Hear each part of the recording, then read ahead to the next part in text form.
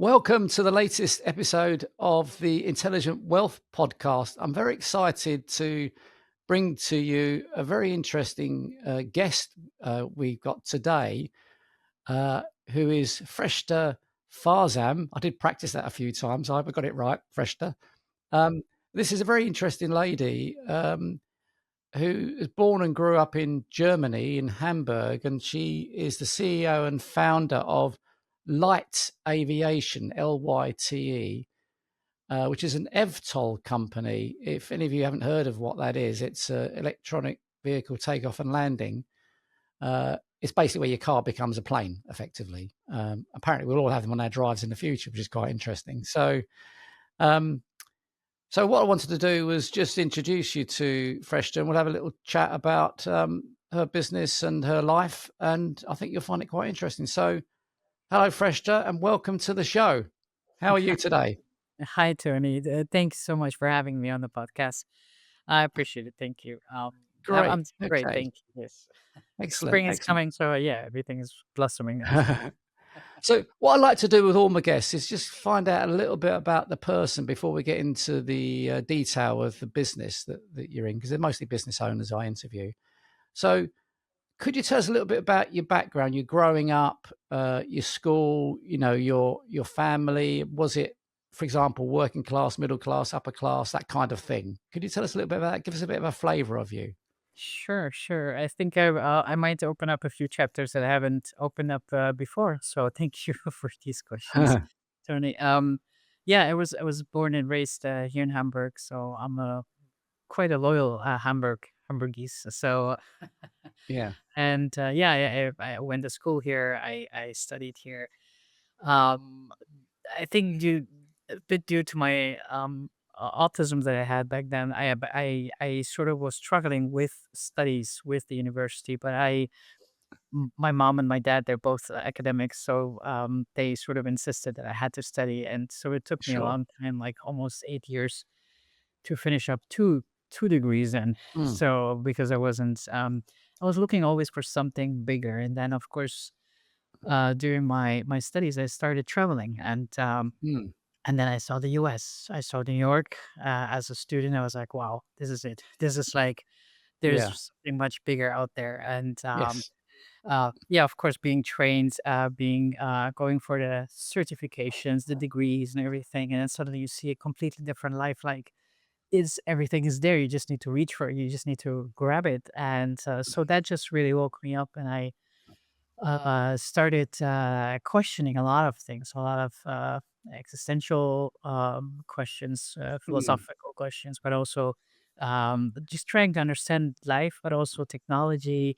It always caught my attention. So, and then I started working the typical 9 to 5 jobs and consulting, and I still was craving for something bigger. It was not me, so I was still like, mm, I had this fire in me that was just looking for something, which I couldn't really put my finger on it, and so I was, quite the motivator amongst my friends and colleagues usually, like, to see how I can light up their mm, fire, and that's when I noticed, "Okay, wait, there's something that I have, but I just need to form it and shape it more." And and then it came that I got into the industry, like with working with the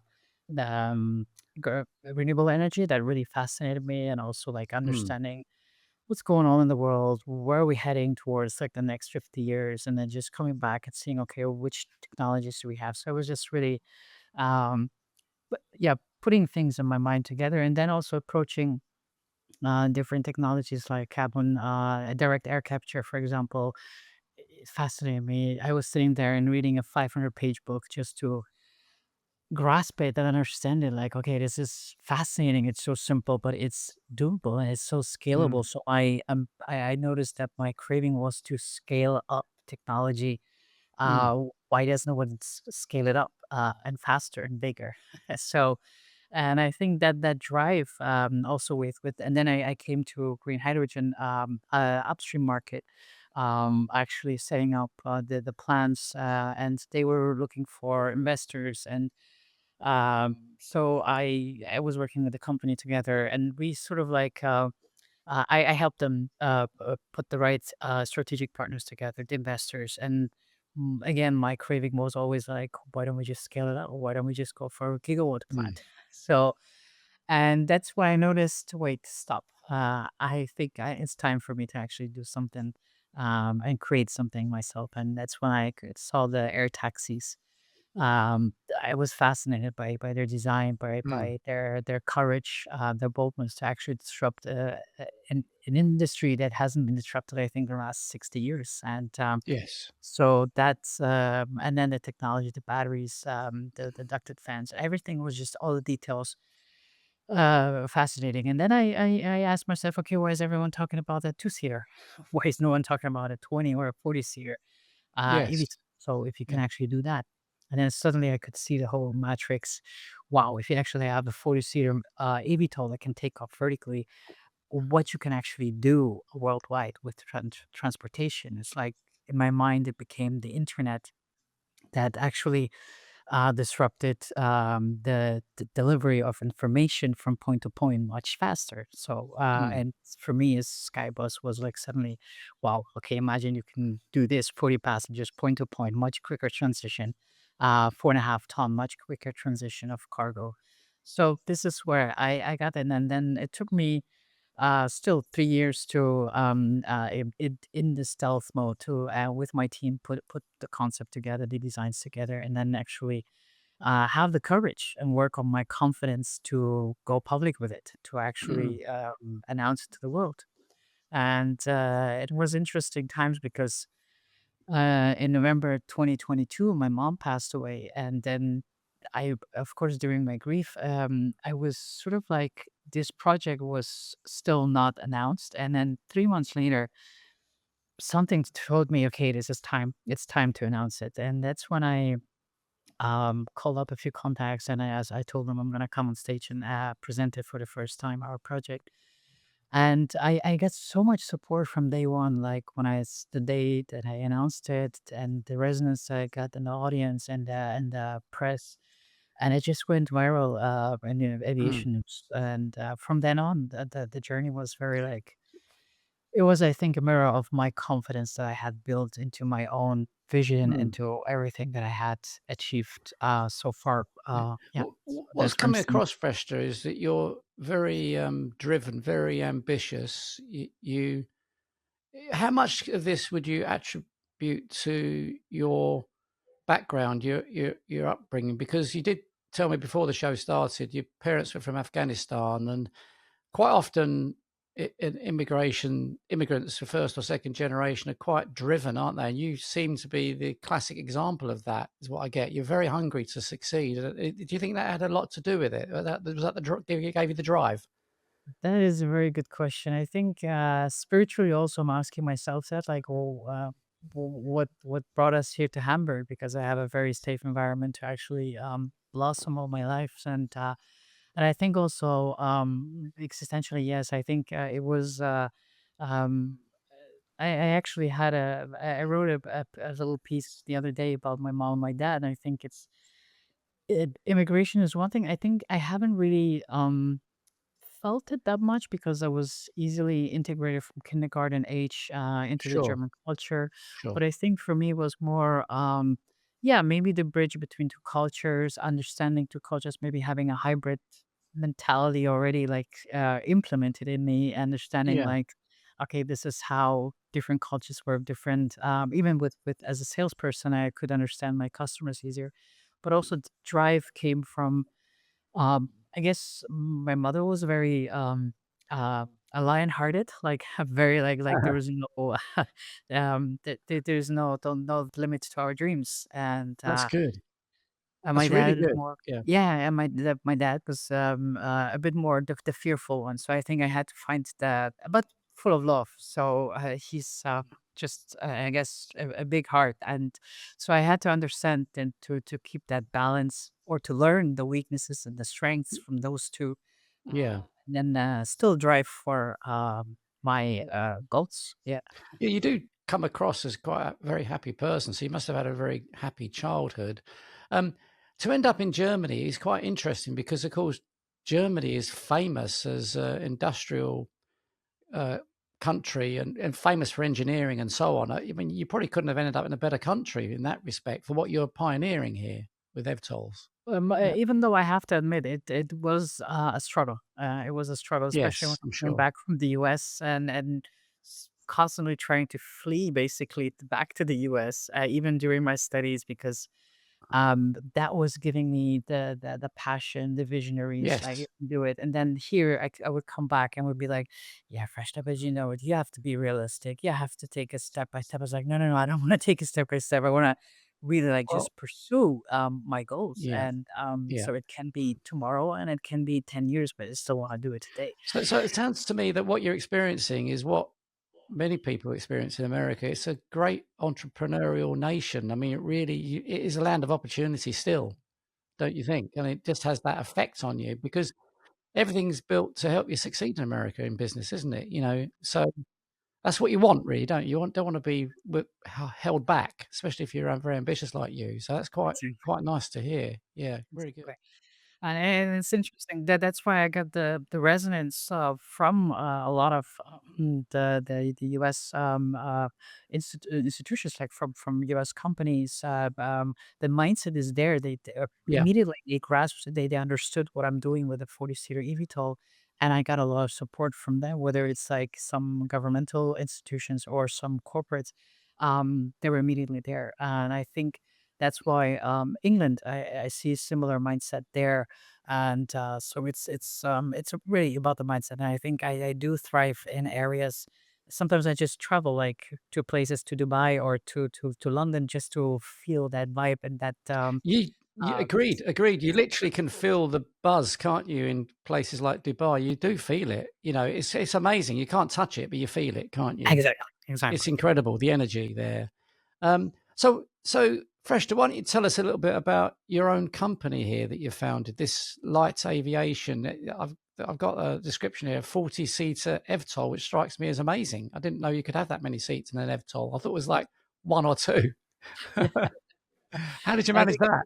yeah, I think it was also like for me, like first of all, like breaking my own mental barriers and actually pushing the limits here, and it's well, by understanding the technologies like the 2-seater and 4-seater air taxis that are currently on the market, even also like 5 years ago, Mm, I had to understand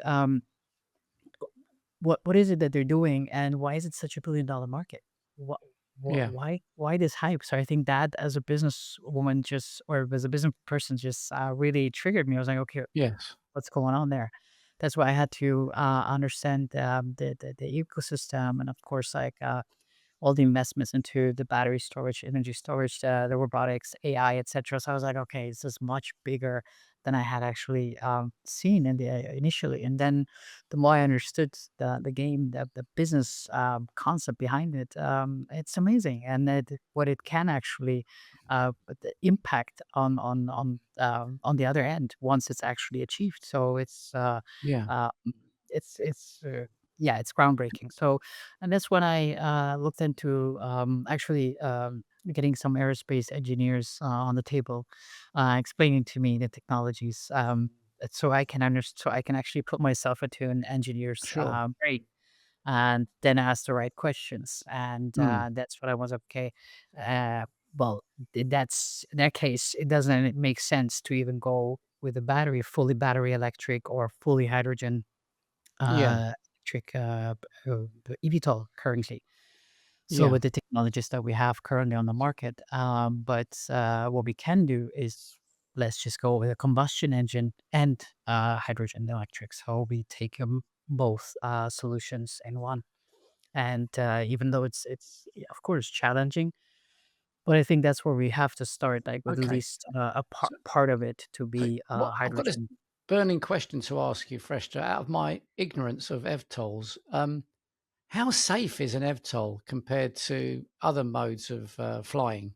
How safe is it, and what keeps it in the air? I mean, I've got this ignorant impression that it's all run on mobile phone signals or internet. And what happens if that goes? You just crash, don't you? I mean, that's my simplistic thoughts about it, but I'm probably wildly wrong here. I mean, how safe is it, and what keeps it in the air? I like your question, Tony. I think that's when we were designing the aircraft. I was asking myself that as well. Like, um, when I want to enter the aircraft, if it looks too innovative, I think the human being, we need to see something that we're familiar with. So, Yeah. uh, and we need to have something that we're familiar with. So that's why a hybrid solution was for me the Yes.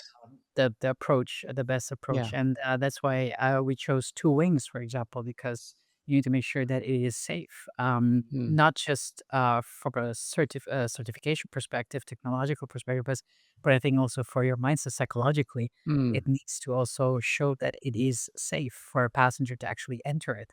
Mm. And, what I think what gave me confidence was, the rototyne in the 50s, 60s. They had a rototyne, the ferry rototyne in England. They were actually showing I was watching their documentaries, and I think it was on a rooftop in London somewhere, and then there were, 40 passengers were boarding it, and this aircraft had wings. It was a combination with wings and, large rotors, helicopter rotors. Like a It was helicopter. Yes, it was Yeah. true, but with wings, and it was, amazing, like, they had this vision already back then, 70 years ago, so when I Yeah. saw that, it's like, "Okay, this what I'm doing now is actually bringing back that vision, with Yeah. more advanced technology," and I think it's just that's why combustion engines as well, so I'm trying and pilots as well for now, the Yes. Skybus Command, because I'm Yeah. always asking, like, would I sit into an aircraft that is actually autonomous today? I would Mm. be afraid of it. So no, I would not even like create a product like that today. No, but in 10 years, yeah. Maybe in 15 years, yes. But I think we're not there yet. And I think that's why we need that transition phase to at Yes. least, Yeah, yes, true. Yeah. if you can take off vertically, I think that's definitely safe. Yeah. We have seen it in the military. We have seen it with the V-22. Mm. It does work.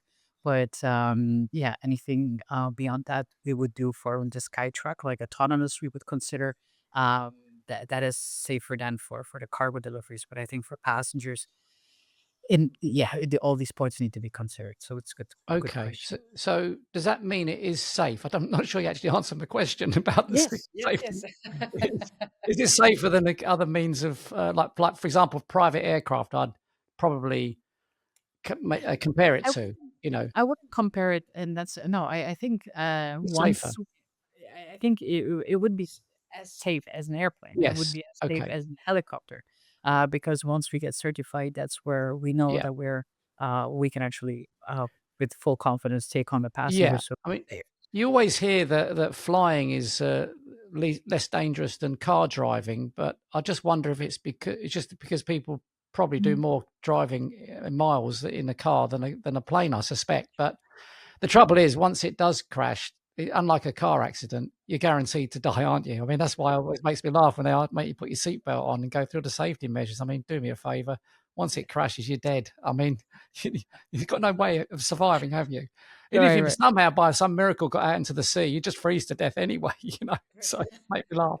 Anyway, getting on to another aspect here is, of course, we haven't mentioned yet your sustainable aviation fuel that I've read about for yourself. What can you tell us about that concept? Which the Um, concept of aircraft or do you use that yourself? Do you use this sustainable aviation fuel? Is that what you use in your Evtol? You do. yes, because we're using the combustion engines, so we Right. can not use the SAF. Definitely, yes. So that's our goal to be net zero Okay, that's good. emissions. Because if we use SAF for combustion engines, Okay. hydrogen for the electric engines, that's when we have a very healthy Can I ask you? potential. Is it will planes?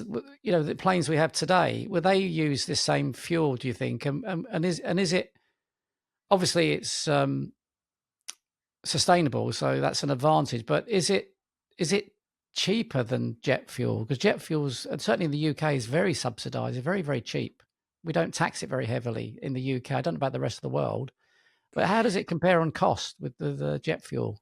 Now, I think it's SAF and hydrogen. We have the same topic with hydrogen as well right now. It's no, of course, it's much more expensive. So we Okay, do see that okay, the costs but I think that's where yes, we would need the support. It's again like the green hydrogen topic is like the chicken and the Yeah. egg. Like, what do we subsidize, and Sure. who comes Sure. first, downstream market, the upstream market? And I think with SAP as well, like everyone is putting a lot of effort into it, and hopefully that will actually push the governments as well to subsidize it Because more.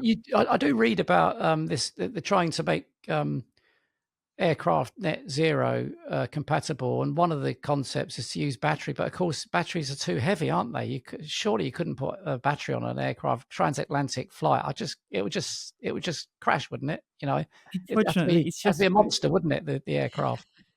I mean, it would be ideal, but like I said, that was one of the reasons why we didn't choose battery electric Yeah, at this because it's not that far yet. I mean, we want to be that far, but it's not that far. So imagine you yeah, want to carry like the 40 passengers also on a 1,000 kilometer range. There's no way that you probably are gonna have to fill up the whole aircraft with batteries then instead of passengers. So yeah. uh, same goes for hydrogen tanks. So So we have Freshta, that dilemma right now. can I just ask you, how big is your company in terms of I don't know, in terms of say number of employees? How much business do you do? You don't have to give away state secrets here, but just I want to get a flavour for it. It's not just you in a garage, is it? Creating these, it's far more than that. It's a proper business, isn't it? And is it still a private business, or is it? It's not publicly quoted yet, is it, or is it your No, no, it's not. company? It's not. No, no, no. So We're what? How still big is your company then now? In terms of those metrics? all right. We're like we have like around 15 to 20 team members that are supporting That's our good. team. So that's for me as well. Good to see that I have a group of believers actively Yes, participating in yes. creating our aircraft and also, no, we're raising funds currently, so we are looking to actually expand it now. So you're looking for funding to, like from investors, that kind of thing. Is that what you're looking for at the moment? Yes, So, yes, yes. and I do you mean have that is plans to definitely, take the company public one day? Do you, because you're a very definitely, ambitious lady, I'm sure. Yeah, it's that's the definitely, plan. yeah, definitely That's really good. at the right time. Yes. Now I'm going to ask you something you're not expecting here. You probably wouldn't be asked in a normal interview, but first of all, do you have any free time? Because I know most successful business people are obsessed with their love, their baby, their work, and they don't tend to have much time for anything else. But are you someone who does have spare time? And what do you do in your spare time? Dare I ask? What do you do for like to relax? That definitely is a question I haven't been asked on interviews. So thank you. Yeah, I what I have understood the secret is if mentally everything happens, all my success comes from my mental state of mind. So for me, Yes, that's why it's essential that I do take my time before I even start the morning. So yes. as soon as I wake up, I'm on my headphones and I am on my meditations, and it's like Oh, really that's I'm in a good. world. So I visualize and I do take my time for it, whether it's an hour or 2 hours. I do my yoga, so I'm like really 1 2 hours. I'm Nice. not. Yeah, So I'm really like between that world and this world, and actually, and that's when it's so interesting that ideas come. So I don't really chase the ideas or the opportunities. They just come. The ideas come, and then I just work on. I mean, of course, I have my to dos during the day, but I know some triggers, some ideas, some inspirations that just come to me, and that's my power. I think that's my actual power that I have yeah. created and create. Yeah, I couldn't agree allowed. more. I think that's the way all successful people do it. They do take time out, and people who are busy all the time don't understand that you do need to have that break. And it all comes from the mind, doesn't it? You relax that mind, and suddenly the ideas flow, and you can solve all your issues and get all your dreams and ambitions from the mindset. I mean, I'm similar to you. I do all those things as well. Oh, I do just try and nice. keep fit and meditate and all those kind of things. I don't. It's not about me anyway. I'm not going to bore you about that. No, no, no, no. But it's good to Um, see because I think that that's what would like you said it yourself. I think that's what true success is. yeah, And for me, like taking my time out, also in the evenings, to go into the forest and just walk. I think wonderful. this Yeah, is the connection we need. That's what keeps us growing. It's like planting. It's like watering your plants at home. If you don't do yes, that, it's gonna blossom for one day and then it's just gonna it's gone. But so yeah, that's a sustainability from my own life that I have found, and yeah. it's That's quite good. powerful. Um, so the other thing I'd like to ask all guests is, what are your plans for the future? Where do you see yourself in, say, 5 years' time? I actually asked the same question yesterday to someone, so it's interesting. Yeah, I know it's a I classic corny question, I know, but yeah, no, no, it's good. I was I I have big ambitions, as you can see, and you can feel it. yes, But I think definitely it's gonna be a combination of different kind of bigger projects, additional to my aircraft. And something that is very dear to my heart is AI, but also in right. combination with uh, topics like water scarcity. Like we have a lot of pain points. That needs to be Mm, leveraged here. I think that's where I'm definitely. I see somewhere like I said, like I see some visions in the morning sometimes, but I still can't put my finger on it. But no, again, throughout my journey in my life, I couldn't figure it out. But throughout the journey, I figured it out. So I know in 5 years, I think all these different topics are going to be a major. I'm gonna have a major breakthrough in these areas. So I don't know how to put the puzzle pieces together sure. yet, but they're Um, coming together. what So about yeah, in your personal life? Do you have any ambitions, like for some people might want to retire, for example, or travel the world, or just carry on with their passions that they love and just carry on working? Where do you see yourself in that respect I going? think I think the last 5 6 years I haven't traveled that much. Mm. I think I would like to explore the world and different kind of cultures again. So I think that's what I'm craving for. Freshta, you need to get in your Evtol and travel a bit. I know. Because I've been traveling only for the congresses and the panels, but I just would come back. But yeah, I think it's time to travel again and explore. I think Yeah. it's different tastes and different food and different Yes. culture that are again attracting me a lot recently. Yeah. And you probably pick up a lot of ideas for your business as well while you're traveling. You probably will, and experience what other people are doing, other countries are doing. You can always learn something. I find whenever you go abroad, which is Absolutely quite true. interesting. That's why I was traveling back then, like almost 10 years. I was always like living off a backpack. Like I was just Yes, let's come back to Hamburg and just fly back and but yeah, and that's when I got a lot of my inspirations as well, and, right. yeah, And and definitely. and sorry to be personal, but do you have a family, or you're a driven single person? How does that all work? And I have a partner and I, Oh, that's good. have my family here, so yeah, it's Nice. so that's Yeah. yeah. Good. Good. Well, Freshta, sadly, we've come towards the end of this show now, but I could talk to you all day. You're very personable and very interesting lady. So Same I here, really Tony. appreciate your time on the show. It's been a fantastic episode, and I think all our viewers and listeners will really love listening to you. So all I can say is I wish you all the greatest success in the future, and I'm sure you'll achieve it with your ambitious attitude. So it's been an absolute pleasure speaking to you, and thank you for the time today. Thank you so much, Tony. It was really such Very- a pleasure. I could totally agree. I could to also like continue this conversation with you. Yeah, Thanks very much, it was a Freshta. pleasure. Thank you. I appreciate it. You take care. Have a great day. Thank you. Thank you for joining us today. Please help us spread the word by sharing this podcast with your family and friends. And don't forget to subscribe.